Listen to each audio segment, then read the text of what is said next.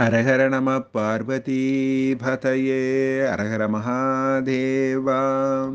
விடை தேடும் வினாக்கள். ஐயா வணக்கம். ஆலயத்தில் திரை போட்டிருக்கும் பொழுது இறைவனை பிரதட்சணம் செய்யலாமா? நமஸ்காரம் செய்யலாமா? விளக்கவும். ஸ்ரீமான் கணேஷ், காஞ்சிபுரம்.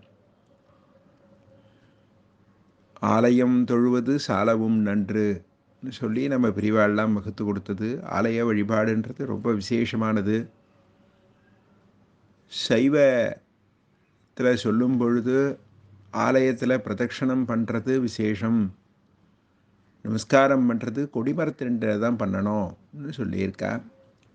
ஸ்ரீ வைஷ்ணவத்தில் சொல்லும் பொழுது பிரதட்சணம் ரொம்ப விசேஷமாக சொல்லுவா.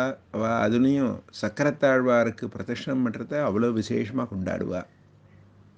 ஆக பிரதட்சணம்னு பண்ணும் பொழுது நம்மளுடைய எல்லா விதமான அஜ்ஞானங்களை எல்லாம் போக்கி ஞானத்தை கொடுக்கறதுன்றது ஒரு அர்த்தம் உண்டு.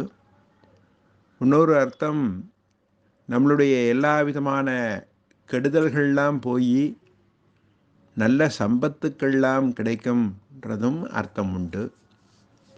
ஆக விசேஷமான அந்த பிரதட்சணமாகப்பட்டது சுவாமிக்கு அபிஷேகம் நடக்கிறது, சுவாமிக்கு அலங்காரம் நடக்கிறது, சுவாமிக்கு நிவேதனம் சமர்ப்பணம் பண்ணுறா, சுவாமிக்கு திருவாதிரம் நடக்கிறதுன்னா அந்த சமயத்தில் திரை போட்டிருந்தால்னா நம்ம பிரதட்சணம் பண்ணக்கூடாது.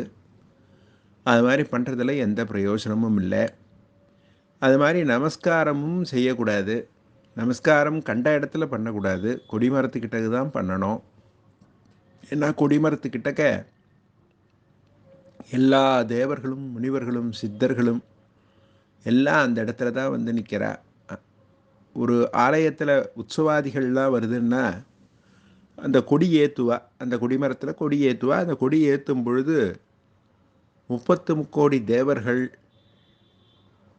எல்லாரையும் அழைப்பா. அதே சமயத்தில் தேவதைகள், சுவாமி இருக்காருன்னா சுவாமியை சுற்றி ஆவரண தேவதைகள்னு 5 ஆவரணம் இருக்குது அந்த தேவதைகள்.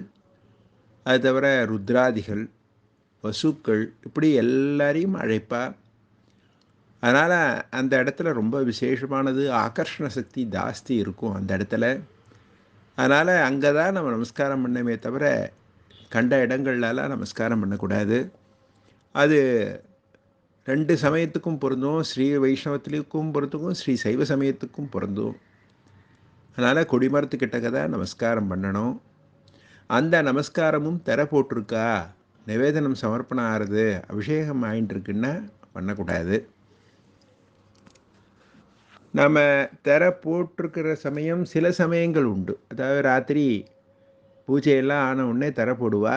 அது மாதிரி திரை போட்டுருந்தால்னா நாம் வெளியில் வந்து நமஸ்காரம் பண்ணலாம். அப்படி பண்ணும் பொழுது அதுக்கு பலன் உண்டு. அதே மாதிரியே பிரதட்சணமும் திரை போட்டிருந்தால் பண்ணக்கூடாது. ராத்திரிலேயே திரை போட்டிருந்தாலும் நம்ம பிரதட்சணம் பண்ணக்கூடாது, அது பலன் கிடைக்காது. நாமெல்லாம் சொல்லலாம், பலன் நான் உத்தேசம் பண்ணி பண்ணலை, அவர் ஆசீர்வாதம் தான் வேணும், நான் பண்ணுறேன் அப்படின்னு பண்ணால் கொஞ்சம் காலம் பண்ணுவோமே தவிர அதுக்கப்புறம் அது நிலச்சி பண்ண முடியாதபடிக்கு நமக்கு தடை வந்துடும். அதனால் என்ன முறையோ அந்த முறையை தான் செய்யலாம். திரை போட்டிருக்கும் பொழுது நமஸ்காரமோ பிரதட்சணமோ செய்யக்கூடாது. தென்னாடுடைய சிவனே போற்றி, எந்நாட்டவர்க்கும் இறைவா போற்றி.